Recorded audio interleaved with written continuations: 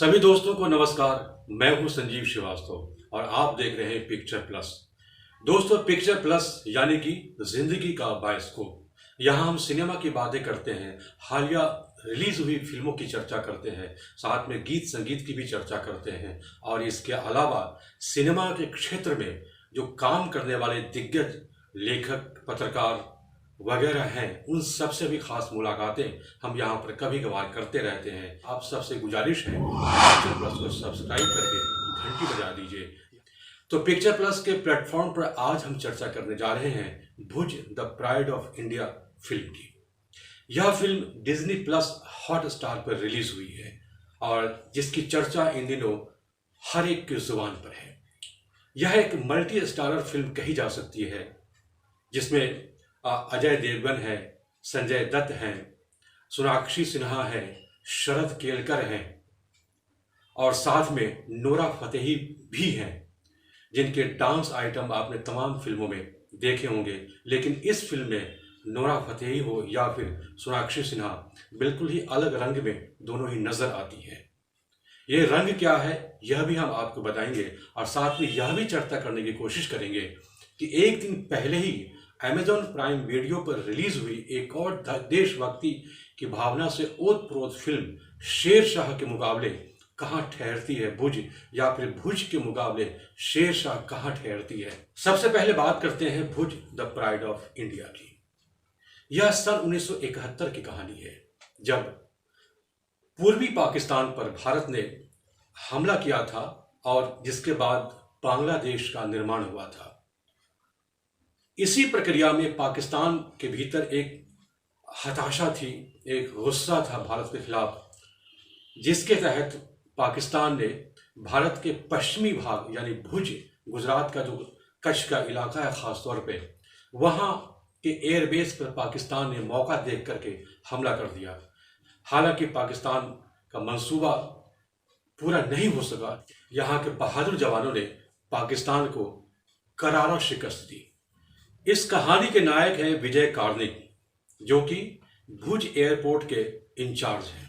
विजय कार्णिक ने जिस सूझबूझ और बहादुरी के साथ स्थानीय ग्रामीणों के सहयोग से, वहाँ की महिलाओं के समूह के सहयोग से पाकिस्तान पर विजय पाई और पाकिस्तान के सैनिकों जिन्होंने वहाँ पर हमला किया था और जो कब्जा करना चाह रहे थे, उन सब को वहाँ पर धराशायी किया, जिसके बाद भारत को वहाँ पर विजय मिली थी।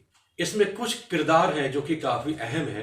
जैसे संजय दत्त का जो किरदार है वह रणछोड़ दास पागी का किरदार है और वह रॉ का एजेंट है और बहुत ही बहादुर है, बहुत ही जांबाज है। लड़ाई में वह भारतीय सैनिकों का बहुत ही सहयोग करते हैं। इसके अलावा आर्मी ऑफिसर के तौर पर शरद केलकर की एक बहुत ही अहम भूमिका है, जिन्होंने बहादुरी के साथ वहां पर मुकाबला किया।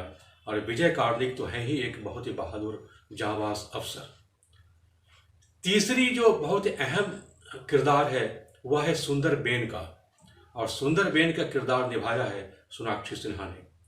सुंदर बेन का किरदार इसलिए ज़्यादा महत्वपूर्ण है क्योंकि भारतीय सैनिकों के सहयोग के लिए वहाँ महिलाओं का समूह जो इकट्ठा किया गया था, वह सुंदर बेन के नेतृत्व में ही इकट्ठा किया गया था। इसलिए सुंदर बेन एक बहुत ही मजबूत किरदार है इस फिल्म की। इसके अलावा भारतीय जासूस, एक जाबाज महिला जासूस के तौर पर नोरा फतेही ने इस फिल्म में बहुत ही बहादुरी भरा काम किया है और बहुत ही शानदार किस्म का रोल किया है।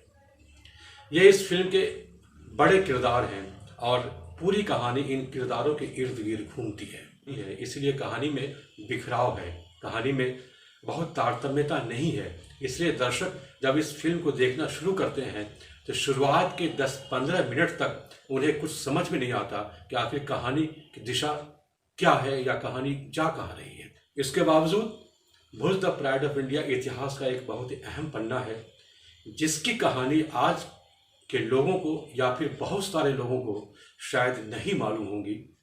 इसलिए भुज द प्राइड ऑफ इंडिया एक बहुत ही अहम फिल्म गिनी जा सकती है।